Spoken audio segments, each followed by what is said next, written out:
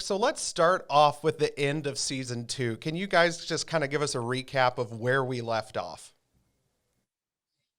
Well, we left off season 2 with the discovery of the tail fin in the ocean.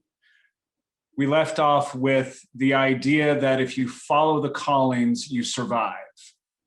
And we left off with the calling Ben had of the plane exploding. So what does that all mean? So we start season 3 about 3 months after that, and all of those things are going to be dug into. The tail fin, what is it? Why is it there? We all saw that plane explode on the tarmac in New York City. So what does that mean? What does that mean for the passengers? Are they even the passengers, or are they something else entirely? And this belief or this idea that if you follow the callings, you survive the death date will be a message that we are trying to spread amongst our fellow passengers. But not everyone's going to be on board with that. Okay, kind of talk to me about what are some of the struggles in season 2 that your characters face, obviously outside of the big mystery of 828, that's going to be following them into season 3. Well, I don't know if any of the struggles are outside of the big mystery. I mean, there are many sort of micro struggles, but everything is kind of tied into the big mystery. So there are often, the family is also often confronted with different sort of threats from different either groups of people or, singular people. But it's all tied to the fact that they are passengers from Flight 828. And so and as well as, the different interpretations of what the mystery means and different people disagreeing on what that might be. And, between like other passengers or, we see the government also playing a major role in season 3. So there are sort of struggles coming at them basically from all angles, but everything sort of drives back. All roads lead to Rome, if you will, and Rome being our major mystery. One of the things I absolutely love about Manifest is there's so much room for character growth and development.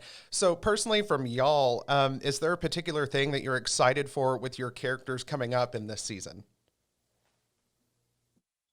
I think for me, for Ben, he is pushed on this journey of spreading the good word, and not, as I said, not everyone's going to be on board with this idea that, we all have to take care of each other in order to survive.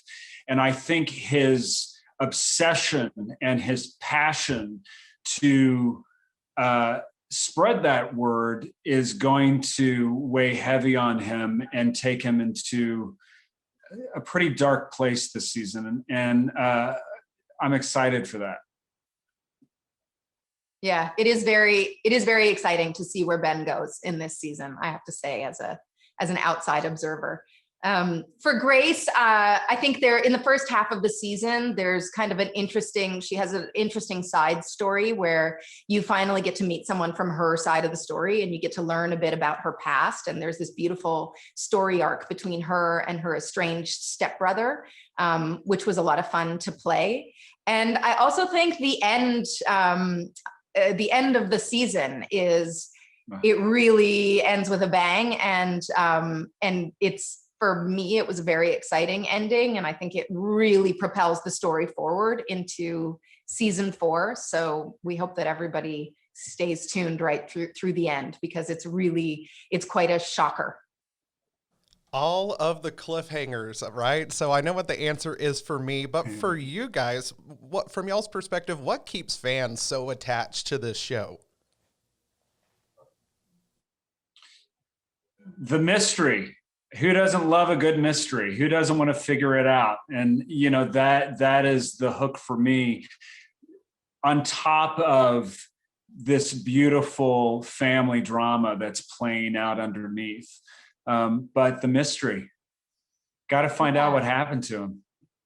I would definitely second that, but I would also add that I think the writers have done a really good job of creating these kind of like very relatable characters, even though they are experiencing this very unrelatable thing. It's very sci-fi. It's very supernatural. Nobody, in today's world has experienced what we're going through, but there's a way that this show really sort of grounds all of that stuff. Even though it is so extreme, it's also grounded, and the characters are grounded in some kind of reality, so people can relate to them and can care about them and can want to know what happens to them.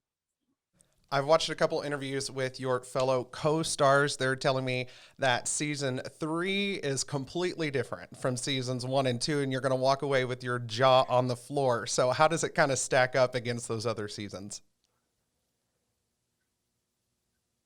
I think season 3 is a roller coaster. It is as heart pounding as it is heartbreaking. And I think we learn more about Flight 828 and what happened to those passengers more than any other season.